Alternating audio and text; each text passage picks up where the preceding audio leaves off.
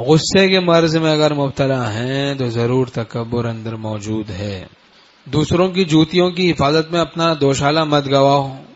حکیم الامت تھانوی رحمۃ اللہ فرماتے ہیں بعض اساتذہ طلباء کو خوب مار رہے ہیں، خوب مار دھاڑ کر رہے ہیں، غصے کے تقاضوں پر عمل کر رہے ہیں، تو بھائی اپنا ایمان تو برباد ہو رہا ہے، جس کو سمجھنا چاہیے۔ حدود شریعت سے تجاوز کر کے مار دھاڑ ہیں، خوب غصے کے تقاضوں پر عمل کر رہے ہیں کہ ان کو آ جائے کچھ پڑھنا، اور جو اپنا پڑھا لکھا جو پڑھا ہے وہ سب بھول جائیں۔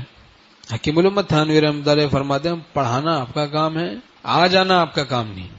طالب علم کو آ جانا یہ آپ کا کام نہیں، غیر اختیاری ہے۔ غیر اختیاری کے پیچھے پڑھنے سے تشویش ہوتی ہے، غیر اختیاری کے در پہ ہونے سے تشویش ہوتی ہے، اور یہ تشویش پھر بندے اور اللہ کے درمیان میں حجاب ہے، تعلق مع اللہ سے محروم ہو جاتا ہے۔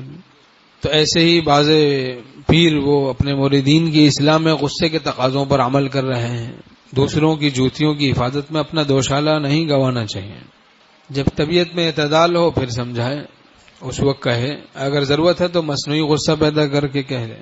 ایسے ہی والدین بعض اولاد کو خوب غصے کے تقاضوں پر عمل کر رہے ہیں، مار رہے ہیں خوب، تو بھائی یہ تکبر کی بات ہے۔ جب طبیعت میں اعتدال ہو پھر سوچے کہ کتنا کہنا چاہیے، اس وقت عقل ٹھیک ہوگی۔ جب غصے سے مغلوب ہوتا ہے آدمی تو عقل ٹھیک نہیں ہوتی۔ حدیث شریف میں منع ہے، غصے کے وقت میں فیصلہ کرنا منع ہے، لا تغضب، حدیث شریف میں غصہ نہ کرو۔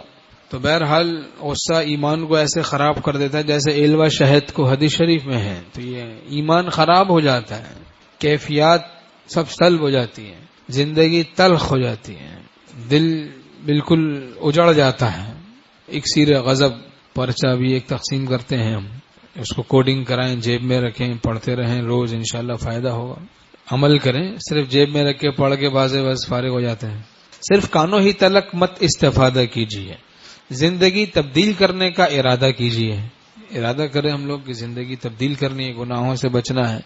گناہ ہو گیا وہ فوراً توبہ کرنا ہے۔